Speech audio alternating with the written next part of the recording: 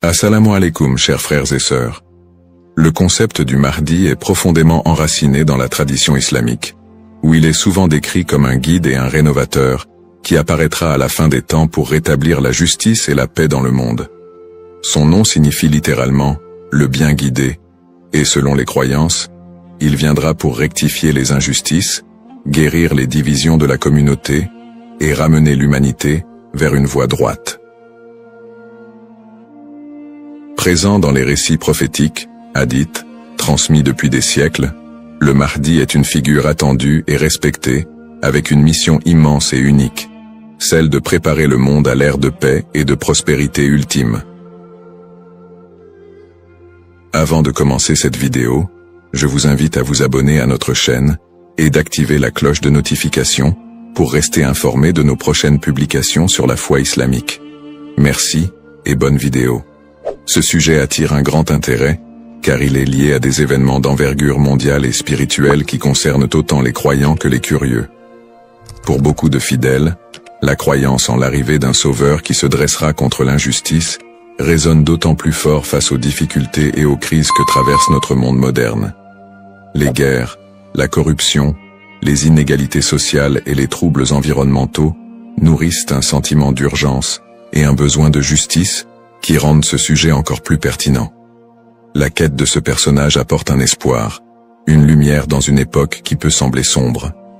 Alors, face aux signes de l'époque, une question surgit et nous interpelle. Le Mahdi est-il sur le point d'apparaître? Alors, restez avec moi jusqu'à la fin pour découvrir cela. Si vous avez des questions ou des commentaires en cours de route, n'hésitez pas à les laisser en bas. J'apprécie beaucoup vos retours. Allons-y. Les sources et les écrits religieux sur le Mahdi. Le concept du Mahdi, ou bien guidé, est tiré des sources principales de l'islam, les hadiths, paroles et actes du prophète Mohammed, et, indirectement, le Coran. Bien que le Mahdi ne soit pas explicitement mentionné dans le Coran, les hadiths rapportent de nombreux récits qui le décrivent comme une figure clé de la fin des temps, destinée à établir la justice divine.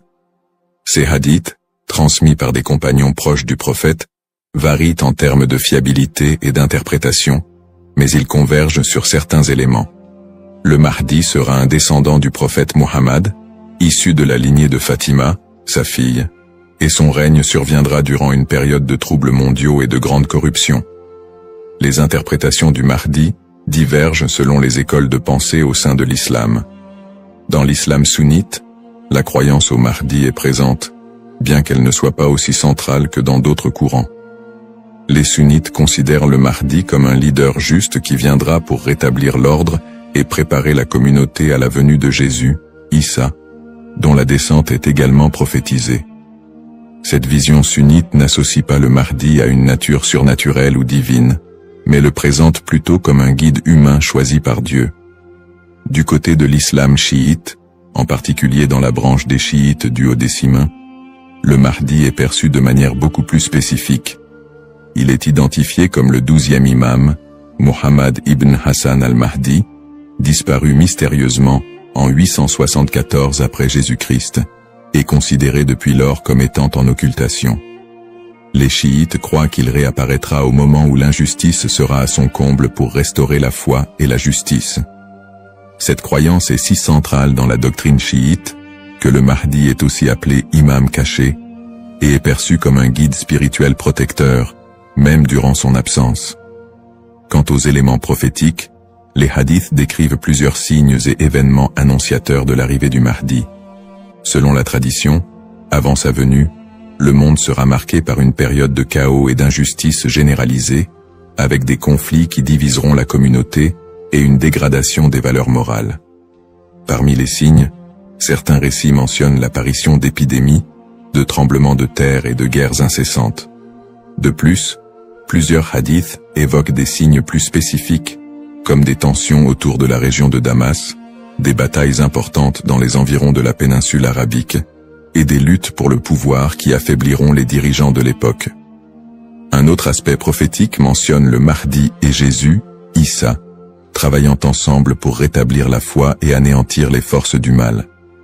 Dans cette collaboration prophétique, le Mahdi est vu comme celui qui préparera le terrain pour la mission ultime de Jésus, qui descendra pour vaincre l'antéchrist Dajjal et instaurer une ère de paix durable.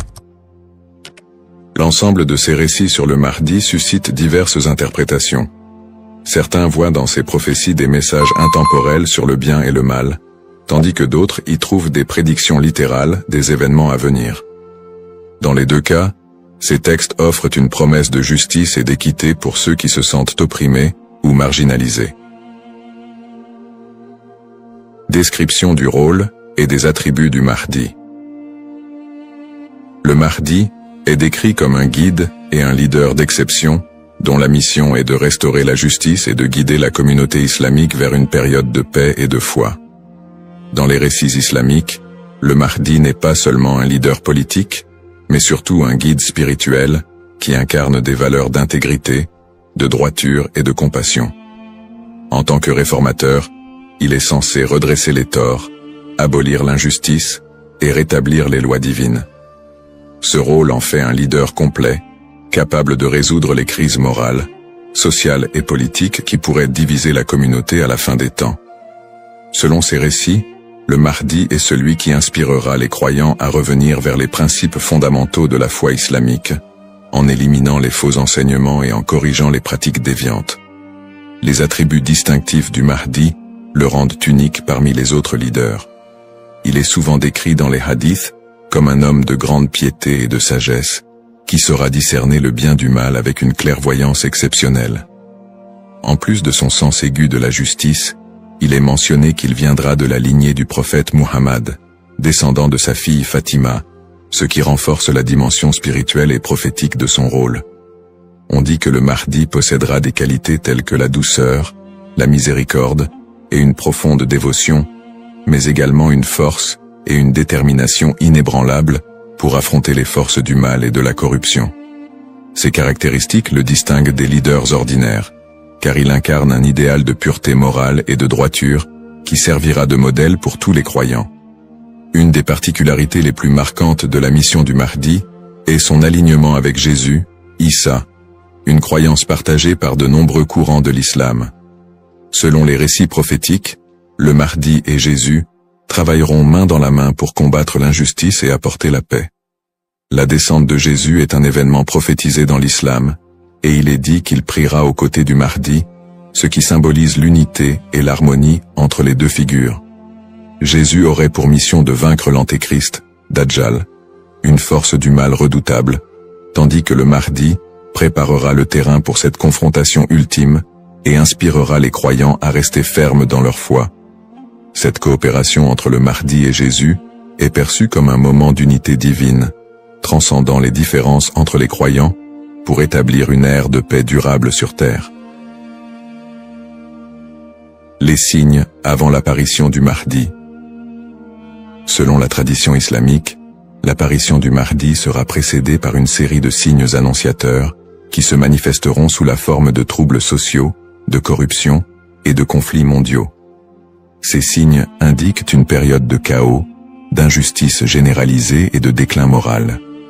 Les hadiths rapportent que des tensions profondes diviseront les peuples, la richesse sera concentrée entre les mains de quelques-uns, et la moralité sera pervertie, tandis que l'injustice régnera de plus en plus largement.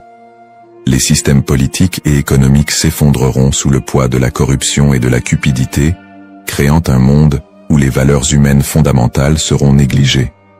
L'émergence de ces troubles est vue comme une préparation spirituelle et une alerte pour les croyants, les incitant à renforcer leur foi en attendant l'arrivée d'un sauveur.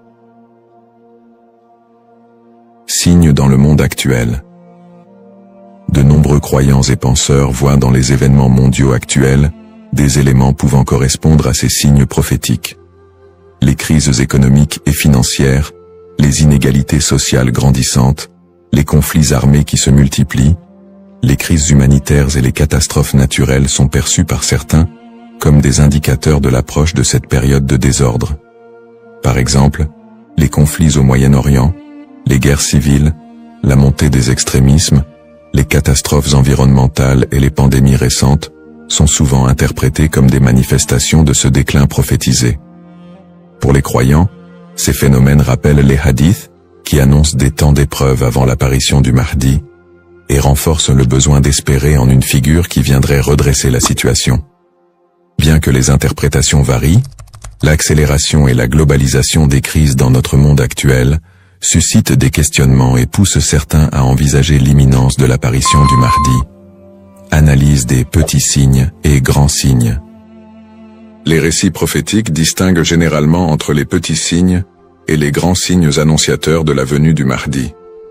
Les petits signes sont des événements ou des tendances qui marquent le début de la fin des temps et se produisent souvent progressivement, tandis que les grands signes sont des événements majeurs et exceptionnels qui précèdent directement l'apparition du Mahdi et de la fin des temps. Petits signes, ces signes incluent la dégradation morale et éthique de la société, la perte des valeurs spirituelles, l'augmentation de la cupidité et de la corruption, et la montée des tensions sociales et des injustices. Parmi les autres petits signes, on note aussi la multiplication des conflits entre les nations, la prolifération de fausses doctrines, et une déconnexion croissante entre les croyants et leur foi. La division interne au sein de la communauté islamique est aussi un signe mineur important. On dit que des factions et des dissensions émergeront, fragilisant l'unité des croyants. Les petits signes s'accumulent pour créer un contexte d'épreuve qui prépare l'humanité à la venue du Mahdi. Grands signes. Contrairement aux petits signes, les grands signes sont des événements d'une envergure exceptionnelle que nul ne pourra ignorer. Ces signes incluent notamment l'apparition de l'Antéchrist, Dajjal, une figure du mal dotée de pouvoirs extraordinaires, qui sèmera la terreur et tentera de détourner les gens de la vérité. Un autre grand signe est la descente de Jésus, Issa, sur terre, qui jouera un rôle crucial aux côtés du Mahdi pour vaincre le mal et rétablir la foi. D'autres grands signes comprennent des phénomènes naturels inhabituels, comme des éclipses solaires ou lunaires en des temps imprévus, des tremblements de terre dans des régions spécifiques, et des changements climatiques spectaculaires qui attireront l'attention de l'humanité entière. La venue du Mahdi sera précédée par des signes si frappants qu'ils seront indéniables pour les croyants et non-croyants. Cette distinction entre petits et grands signes aide les croyants à comprendre que, bien que des signes puissent apparaître, il est important de garder un équilibre dans l'interprétation et de ne pas céder à la panique. Ces signes servent de rappel pour renforcer la foi et se préparer spirituellement, sans chercher à deviner précisément le moment de l'apparition du Mahdi, qui reste un mystère connu de Dieu seul. Les différentes perspectives sur le Mahdi. La figure du Mahdi est un concept central dans l'islam, mais elle est perçue de manière différente selon les deux principaux courants que sont l'islam sunnite et chiite. Pour les sunnites, le Mahdi est un leader bien guidé qui apparaîtra avant la fin des temps, pour rétablir la justice et la paix dans un monde en proie à la corruption et au désordre. La croyance au Mahdi est présente chez les sunnites, mais elle n'est pas aussi centrale que pour les chiites, et elle n'est pas strictement codifiée dans les textes fondamentaux.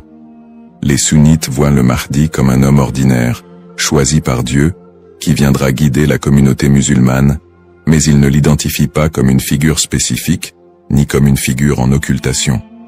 Du côté de l'islam chiite, en particulier dans la branche des chiites duodécimains, le Mahdi revêt une importance plus profonde et spécifique.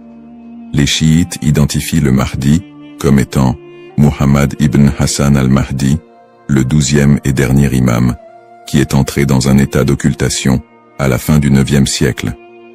Selon la croyance chiite, cet imam est toujours en vie, caché aux yeux du monde, et il réapparaîtra lorsque Dieu le décidera pour instaurer la justice. Cette conception du Mahdi comme imam caché fait partie intégrante de la théologie chiite, qui voit en lui un guide spirituel et protecteur, même en son absence, et qui joue un rôle central dans l'attente messianique de la communauté chiite. Les visions contemporaines et divergentes. Dans le contexte actuel, le concept du Mahdi suscite des interprétations modernes et divergentes.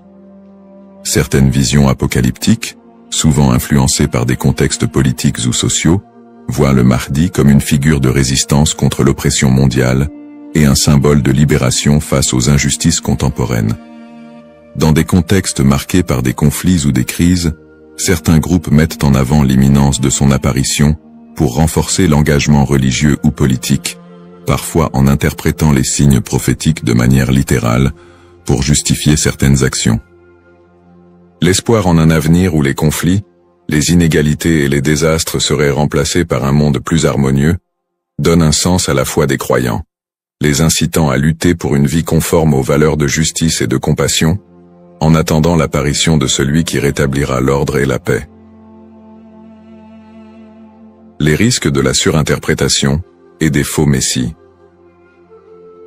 L'attente de l'apparition du Mahdi, figure de justice et de paix, est une croyance profondément ancrée dans la foi musulmane. Cependant, cette croyance peut aussi engendrer des risques de surinterprétation et de malentendus, notamment avec l'émergence de faux prétendants se proclamant Mahdi. Au fil de l'histoire, des individus se sont déjà déclarés être le Mahdi, attirant des adeptes et suscitant des mouvements religieux parfois déstabilisateurs. Ces faux messies, en exploitant la ferveur des croyants, peuvent conduire à des troubles, des tensions communautaires, voire des conflits. Dans certains cas, ces prétendants cherchent à renforcer leur pouvoir personnel ou à gagner en influence, provoquant des conséquences potentiellement dévastatrices pour les communautés qui les suivent. Leur influence peut diviser les croyants, générer des violences, et même entraîner des catastrophes humanitaires si ces mouvements sont militarisés ou extrémistes. Un autre risque important est la manipulation des croyances autour du Mahdi par des groupes ou individus mal intentionnés. Certains mouvements exploitent cette croyance pour recruter des fidèles ou justifier leurs actions, en interprétant les signes prophétiques de manière alarmiste ou sensationnaliste. Ils s'appuient sur l'idée de l'apparition imminente du Mahdi pour attiser les peurs ou rallier des gens à leur cause, souvent en faveur d'intérêts politiques ou idéologiques. Dans des contextes de crise, cette manipulation peut entraîner des mobilisations massives et inciter des personnes à adopter des positions extrêmes, créant ainsi un climat de méfiance et d'instabilité. Face à ces dérives, l'importance du discernement est cruciale. Il est essentiel pour les croyants de faire preuve de prudence et de retenue dans l'interprétation des signes et des prophéties. La tradition islamique recommande de rester vigilant, car seul Dieu connaît le moment précis de l'apparition du Mahdi. En restant ancré dans les principes de justice et de piété, et en s'appuyant sur des sources fiables et la sagesse des érudits, les croyants peuvent éviter de tomber dans le piège de l'illusion et de la manipulation. Garder un esprit critique face aux revendications de certains groupes et individus est essentiel pour préserver l'intégrité de cette croyance. Ainsi, plutôt que de se précipiter dans des interprétations ou de suivre des figures douteuses, il est fondamental de s'attacher aux valeurs essentielles de la foi et de se préparer spirituellement, sans chercher à deviner l'avenir ni à suivre des faux messies. En résumé, le concept du Mahdi, figure centrale dans la tradition islamique, évoque des thèmes puissants de justice, d'espoir et de rédemption face aux crises contemporaines. Nous avons exploré les différentes perspectives sur le Mahdi, notamment les différences entre les courants sunnites et chiites, ainsi que les interprétations modernes qui en découlent. Nous avons également mis en lumière les défis actuels, tels que les injustices sociales et les crises environnementales, qui alimentent le désir d'un leader juste. Cependant, il est crucial de reconnaître les dangers des faux prétendants et de la manipulation de cette croyance, appelant ainsi à un discernement éclairé.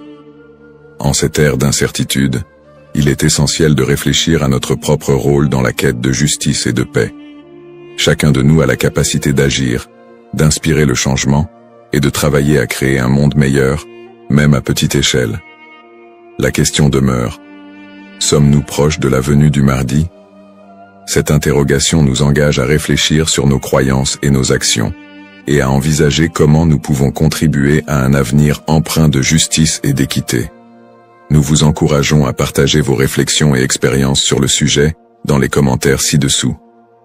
Quelles sont vos pensées sur le Mahdi et son rôle dans notre monde contemporain? N'oubliez pas de vous abonner à notre chaîne pour plus de contenu inspirant et engageant sur des thèmes spirituels et sociaux. Votre voix compte et ensemble, nous pouvons œuvrer pour un monde plus juste.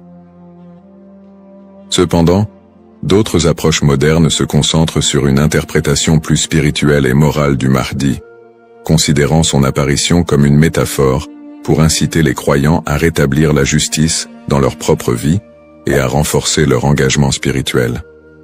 Ces visions contemporaines voient la venue du Mahdi non pas comme un événement littéral, mais comme un rappel constant de la nécessité de l'équité, de la bonté et de la piété. Dans cette perspective, le Mahdi représente une lumière spirituelle qui inspire les croyants à lutter contre les injustices, qu'elles soient personnelles, sociales ou morales. Le Mahdi dans le monde non musulman. La figure du Mahdi trouve également des échos dans le monde non musulman, où d'autres cultures et religions partagent le concept d'un sauveur ou d'un messie qui apparaîtra à la fin des temps pour instaurer la paix.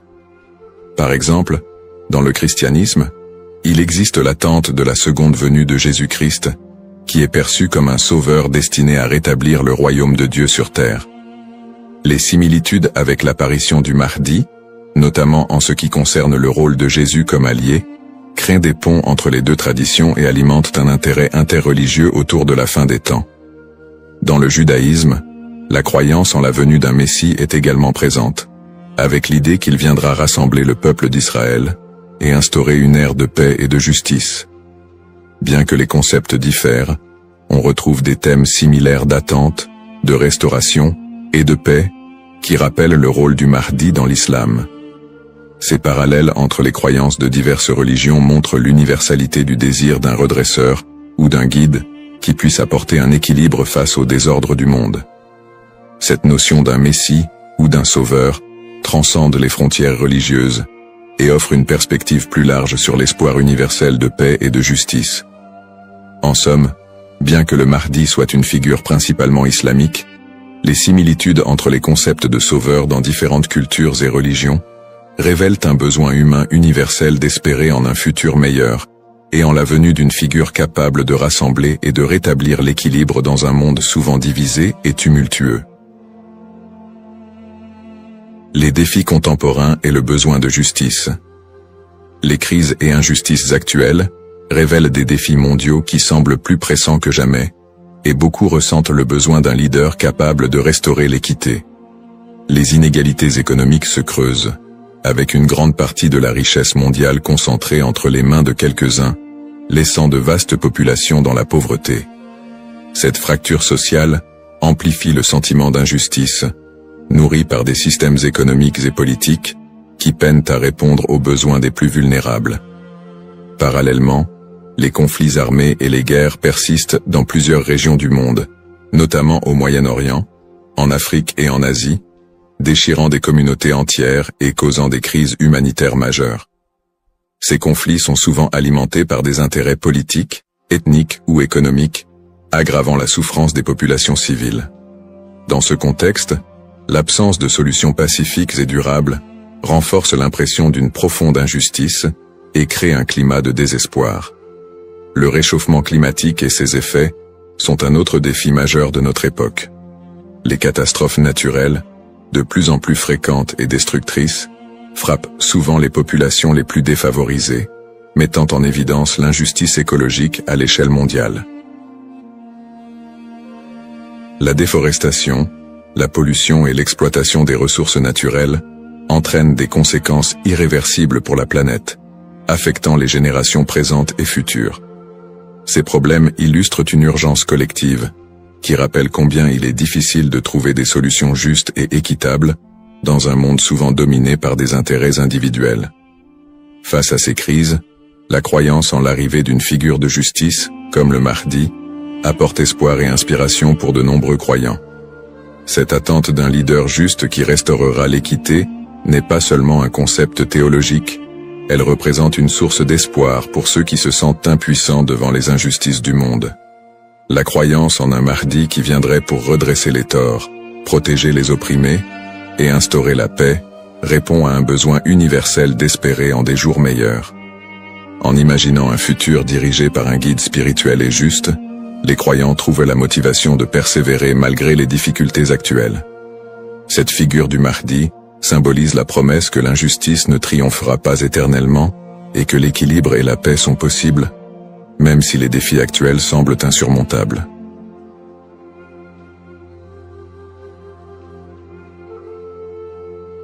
Bismillahir-Rahmanir-Rahim. Au nom d'Allah, le tout miséricordieux, le très miséricordieux.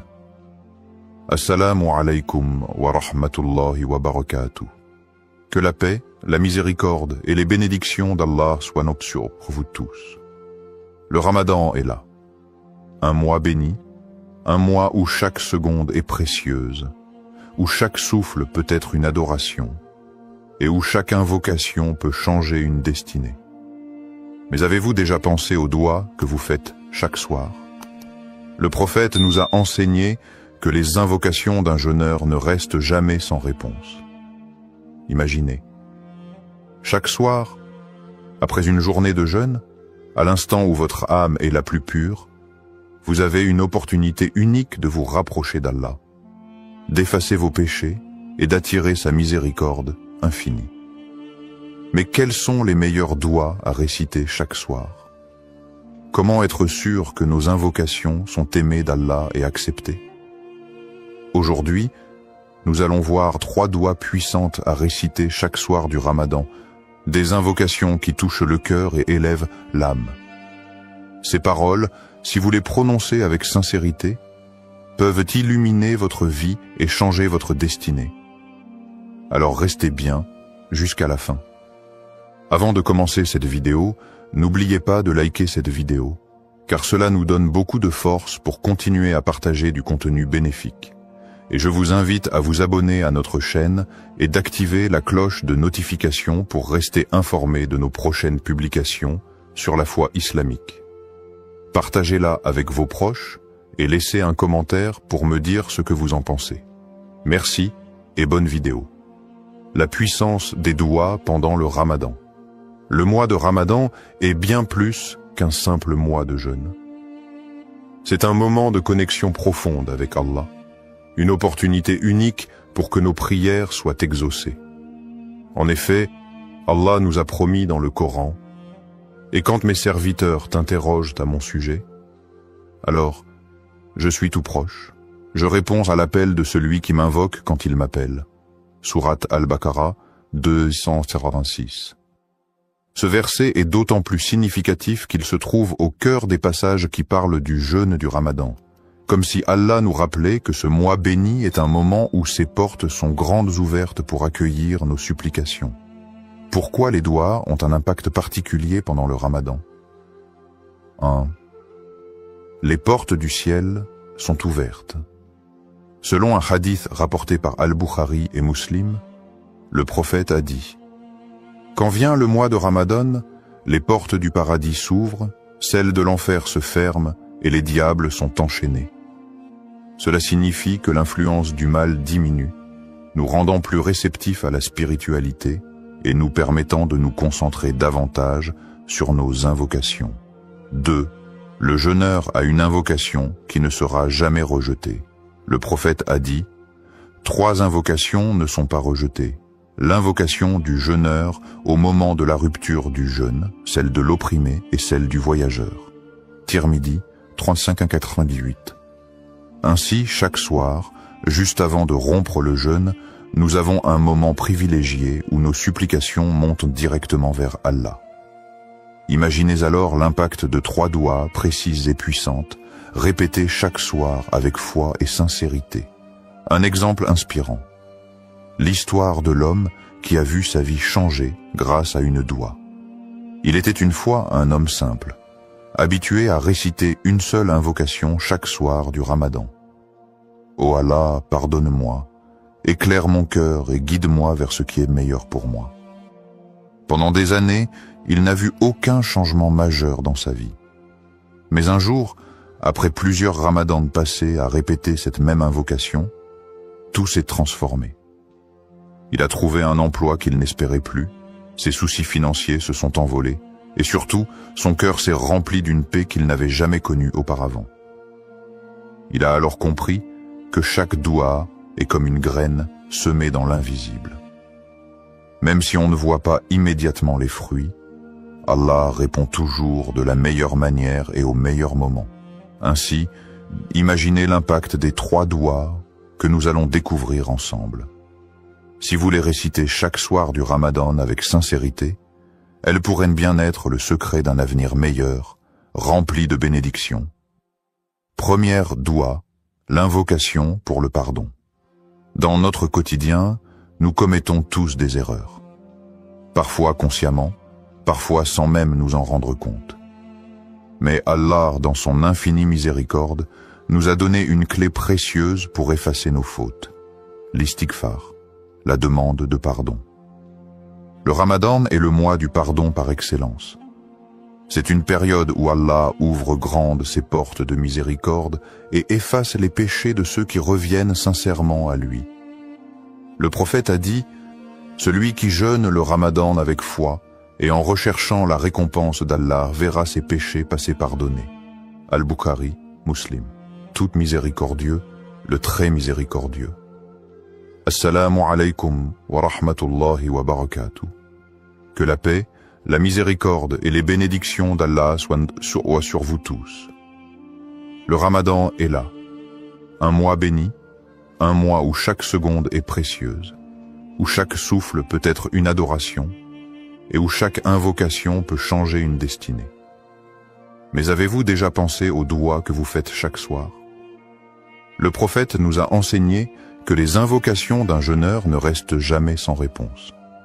Imaginez, chaque soir, après une journée de jeûne, à l'instant où votre âme est la plus pure, vous avez une opportunité unique de vous rapprocher d'Allah, d'effacer vos péchés et d'attirer sa miséricorde infinie. Mais quels sont les meilleurs doigts à réciter chaque soir? Comment être sûr que nos invocations sont aimées d'Allah et acceptées? Aujourd'hui, nous allons voir 3 doigts puissantes à réciter chaque soir du Ramadan, des invocations qui touchent le cœur et élèvent l'âme. Ces paroles, si vous les prononcez avec sincérité, peuvent illuminer votre vie et changer votre destinée. Alors restez bien jusqu'à la fin. Avant de commencer cette vidéo, n'oubliez pas de liker cette vidéo, car cela nous donne beaucoup de force pour continuer à partager du contenu bénéfique. Et je vous invite à vous abonner à notre chaîne et d'activer la cloche de notification pour rester informé de nos prochaines publications sur la foi islamique. Partagez-la avec vos proches et laissez un commentaire pour me dire ce que vous en pensez. Merci et bonne vidéo, la puissance des doigts pendant le Ramadan. Le mois de Ramadan est bien plus qu'un simple mois de jeûne. C'est un moment de connexion profonde avec Allah, une opportunité unique pour que nos prières soient exaucées. En effet, Allah nous a promis dans le Coran « Et quand mes serviteurs t'interrogent à mon sujet, alors je suis tout proche. Je réponds à l'appel de celui qui m'invoque quand il m'appelle. » Sourate Al-Baqarah 2:186. Ce verset est d'autant plus significatif qu'il se trouve au cœur des passages qui parlent du jeûne du Ramadan. Comme si Allah nous rappelait que ce mois béni est un moment où ses portes sont grandes ouvertes pour accueillir nos supplications. Pourquoi les doigts ont un impact particulier pendant le Ramadan? 1. Les portes du ciel sont ouvertes. Selon un hadith rapporté par Al-Bukhari et Muslim, le prophète a dit « Quand vient le mois de Ramadan, les portes du paradis s'ouvrent, celles de l'enfer se ferment et les diables sont enchaînés. » Cela signifie que l'influence du mal diminue, nous rendant plus réceptifs à la spiritualité et nous permettant de nous concentrer davantage sur nos invocations. 2. Le jeûneur a une invocation qui ne sera jamais rejetée. Le prophète a dit « 3 invocations ne sont pas rejetées. L'invocation du jeûneur au moment de la rupture du jeûne, celle de l'opprimé et celle du voyageur. » Tirmidhi 35-88. Ainsi, chaque soir, juste avant de rompre le jeûne, nous avons un moment privilégié où nos supplications montent directement vers Allah. Imaginez alors l'impact de 3 doigts précises et puissantes, répétées chaque soir avec foi et sincérité. Un exemple inspirant. L'histoire de l'homme qui a vu sa vie changer grâce à une doua. Il était une fois un homme simple, habitué à réciter une seule invocation chaque soir du Ramadan. Ô Allah, pardonne-moi, éclaire mon cœur et guide-moi vers ce qui est meilleur pour moi. Pendant des années, il n'a vu aucun changement majeur dans sa vie. Mais un jour, après plusieurs ramadans passés à répéter cette même invocation, tout s'est transformé. Il a trouvé un emploi qu'il n'espérait plus, ses soucis financiers se sont envolés, et surtout, son cœur s'est rempli d'une paix qu'il n'avait jamais connue auparavant. Il a alors compris que chaque doua est comme une graine semée dans l'invisible. Même si on ne voit pas immédiatement les fruits, Allah répond toujours de la meilleure manière et au meilleur moment. Ainsi, imaginez l'impact des 3 douas que nous allons découvrir ensemble. Si vous les récitez chaque soir du Ramadan avec sincérité, elles pourraient bien être le secret d'un avenir meilleur, rempli de bénédictions. Première doua, l'invocation pour le pardon. Dans notre quotidien, nous commettons tous des erreurs. Parfois consciemment, parfois sans même nous en rendre compte. Mais Allah, dans son infinie miséricorde, nous a donné une clé précieuse pour effacer nos fautes. L'istighfar, la demande de pardon. Le Ramadan est le mois du pardon par excellence. C'est une période où Allah ouvre grandes ses portes de miséricorde et efface les péchés de ceux qui reviennent sincèrement à lui. Le prophète a dit « Celui qui jeûne le Ramadan avec foi et en recherchant la récompense d'Allah verra ses péchés passés pardonnés. » Al-Bukhari, Muslim. Tu es celui qui efface les péchés.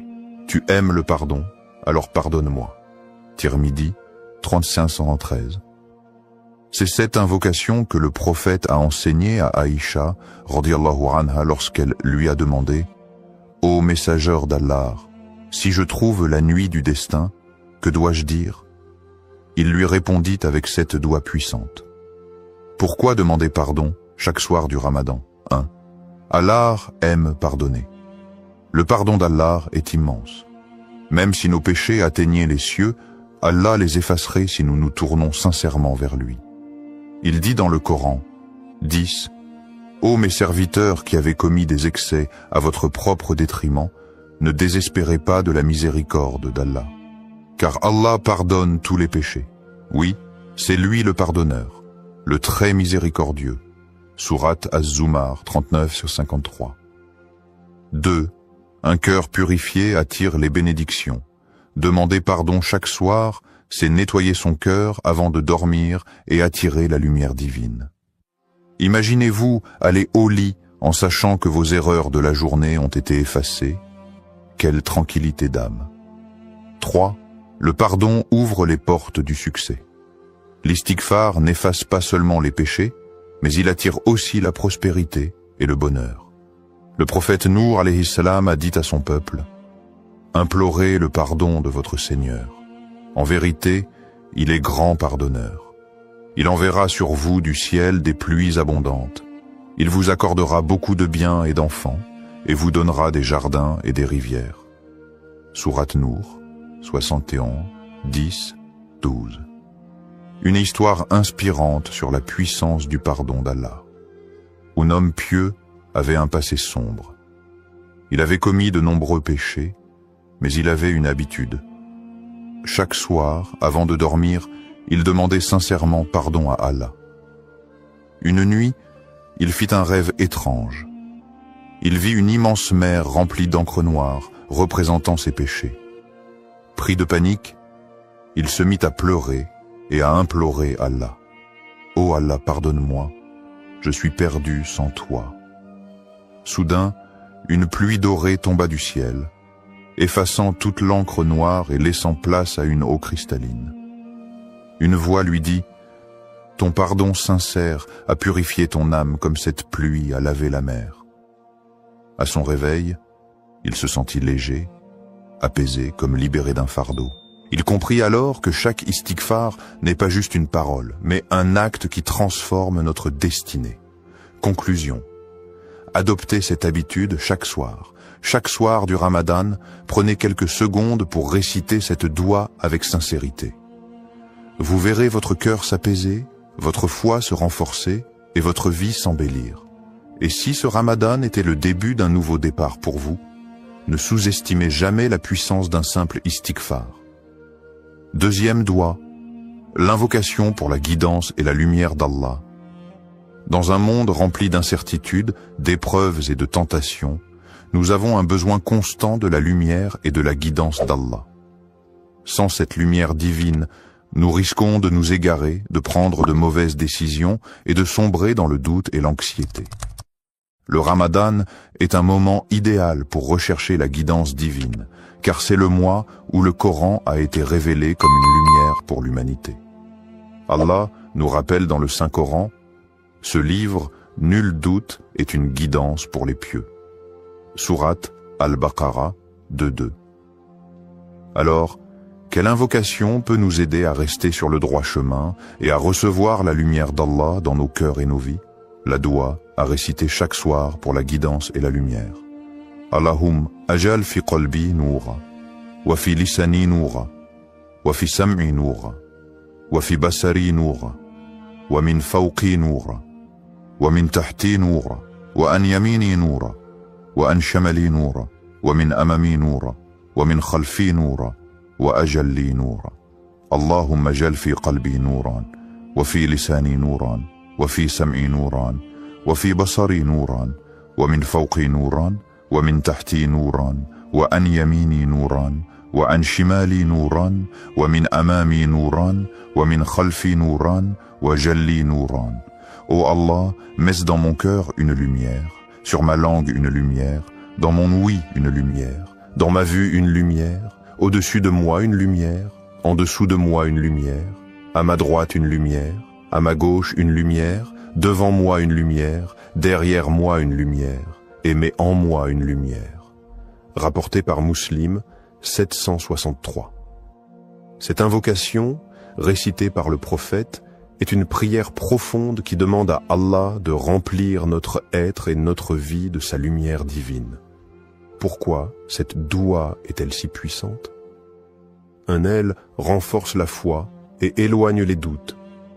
Dans un monde où nous sommes sans cesse confrontés aux doutes et aux épreuves, cette invocation nous donne une direction claire et nous protège du désespoir.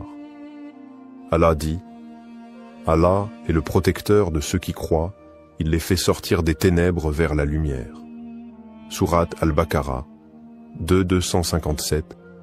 2. Elle éloigne la tristesse et l'angoisse. Parfois, nous nous sentons perdus, tristes, vide spirituellement.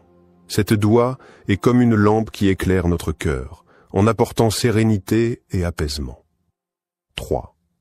Elle nous guide dans nos décisions. Dans la vie, nous sommes amenés à faire des choix difficiles. Cette invocation demande à Allah de nous montrer la meilleure voie, celle qui nous rapproche de lui et qui est remplie de sagesse et de paix. Une histoire inspirante. La lumière dans l'obscurité. Un jeune homme nommé Yassir traversait une période de doute. Il se sentait perdu, hésitant sur les choix à faire pour son avenir. Devait-il continuer dans la voie ciblée qu'il avait choisie ou changer complètement de direction? Une nuit, en pleine prière, il se rappela cette invocation qu'il avait entendue dans un sermon. Il la récita avec une sincérité profonde, demandant à Allah de lui montrer la lumière. Les jours suivants, des signes ont commencé à apparaître, des opportunités inattendues, des rencontres inspirantes, une paix intérieure qu'il n'avait pas ressentie depuis longtemps. Il comprit que cette doua avait dissipé ses doutes et illuminé son cœur. Adoptez cette habitude, chaque soir. Imaginez-vous répéter cette invocation chaque soir du Ramadan. Quelle lumière pourrait envahir votre cœur? Quel changement positif Allah pourrait-il opérer dans votre vie? Ne laissez pas l'obscurité de ce monde vous envahir. Faites cette invocation chaque soir et laissez Allah éclairer votre chemin. Troisième doua, l'invocation pour l'acceptation des prières et la miséricorde. Le Ramadan est un mois d'efforts spirituels intenses. Nous jeûnons, prions, donnons aux nécessiteux et nous nous rapprochons d'Allah. Mais que valent tous ces efforts si Allah ne les accepte pas?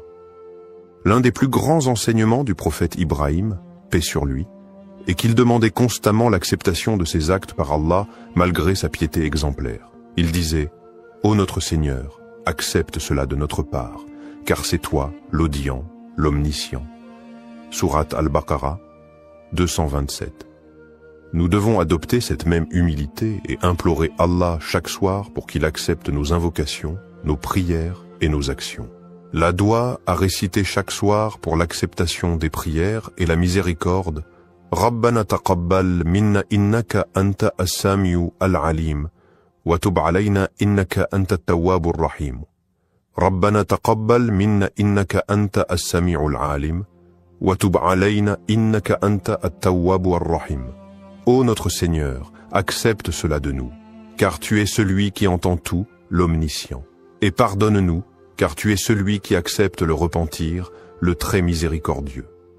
Sourate Al-Baqarah, 227 à 228.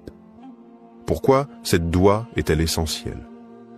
Aucune action n'a de valeur si elle n'est pas acceptée. Ce n'est pas la quantité de nos actes qui compte, mais l'acceptation d'Allah. Un petit acte sincère peut peser plus lourd qu'une montagne d'actions faites sans sincérité.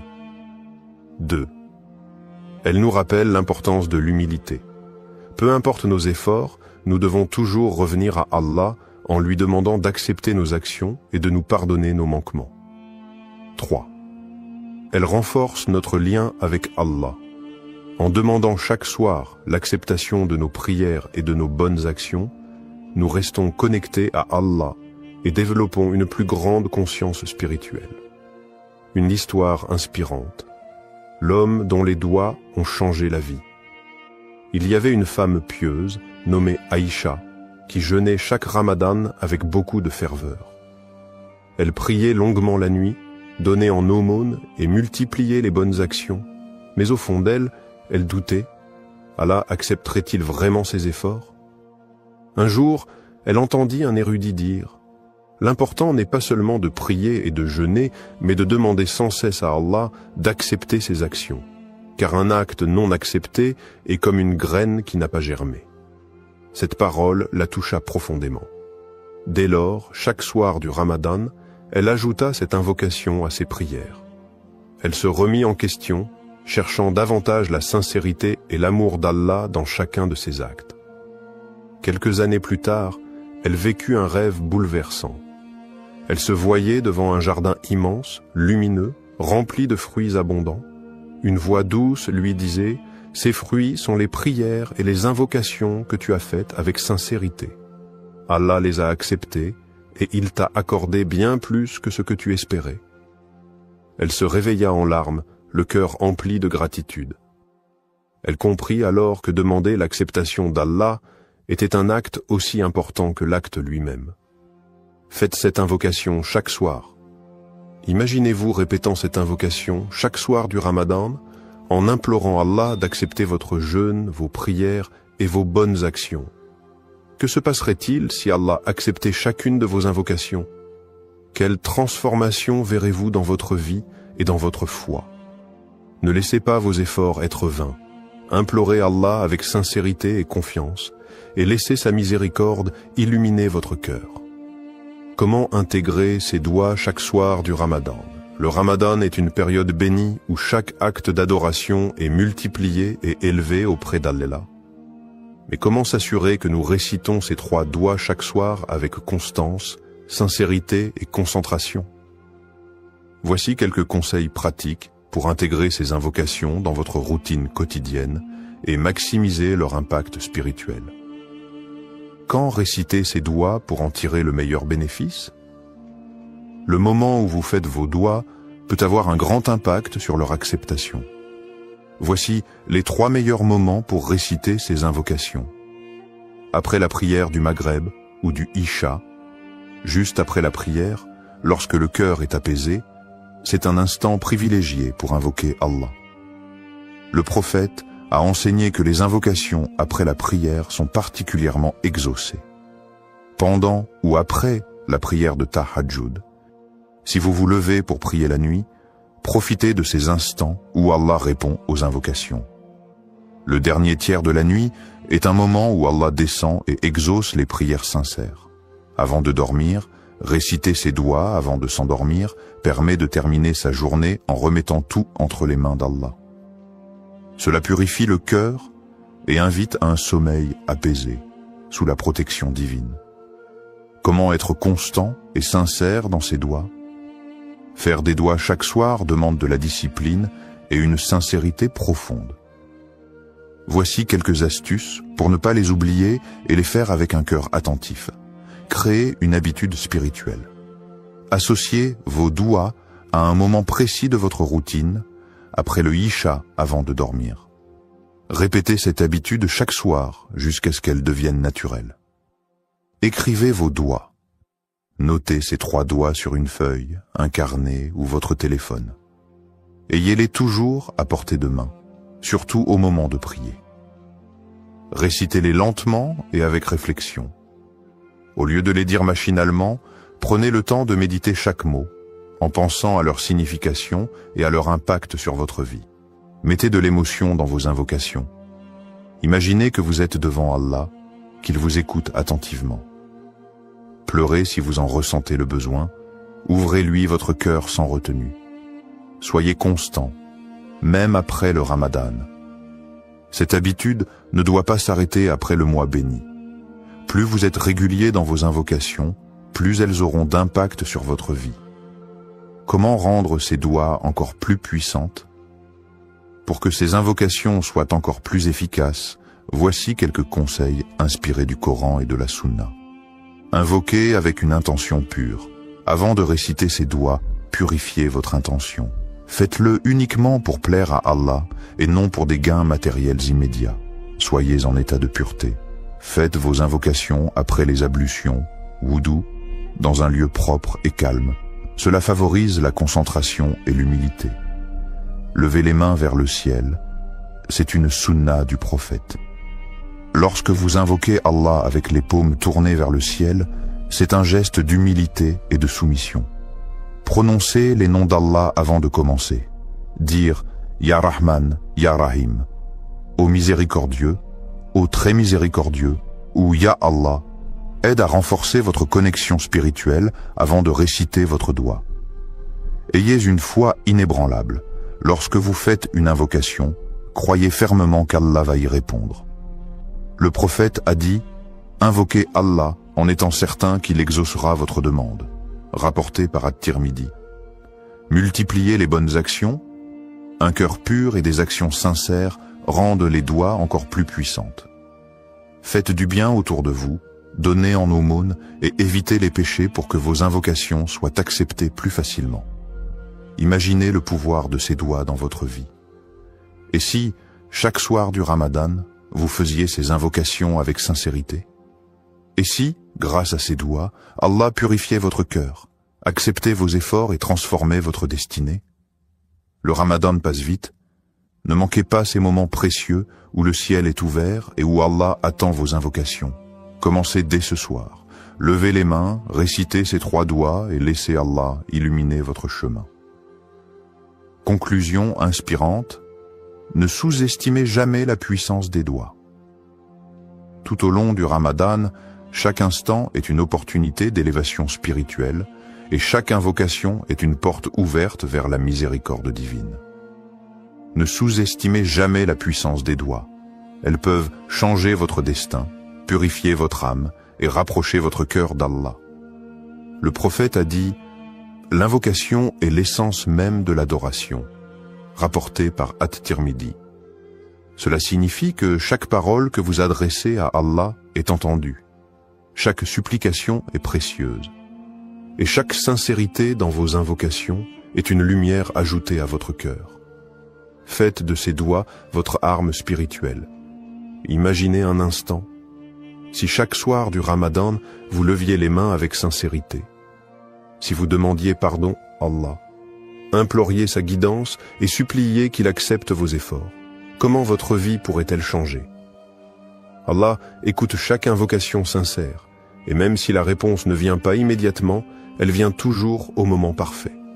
Chaque doigt prononcé avec conviction trace un chemin vers la lumière. Commencez dès ce soir. Prenez 5 minutes après votre prière pour réciter ces 3 doigts. Demandez avec le cœur et avec une foi inébranlable. Faites confiance à Allah. Il sait ce qui est le meilleur pour vous. Le prophète a dit, Allah est généreux et il est gêné de renvoyer les mains de son serviteur vides lorsqu'il l'invoque. Rapporté par Abu Daoud, At-Tirmidhi. Alors n'ayez pas peur de demander. Peu importe vos épreuves, vos faiblesses ou vos doutes, Allah est là, il écoute et il aime ceux qui l'invoquent. Faites ces doigts chaque soir du Ramadan et laissez Allah illuminer votre vie. Twinkle, twinkle, little star.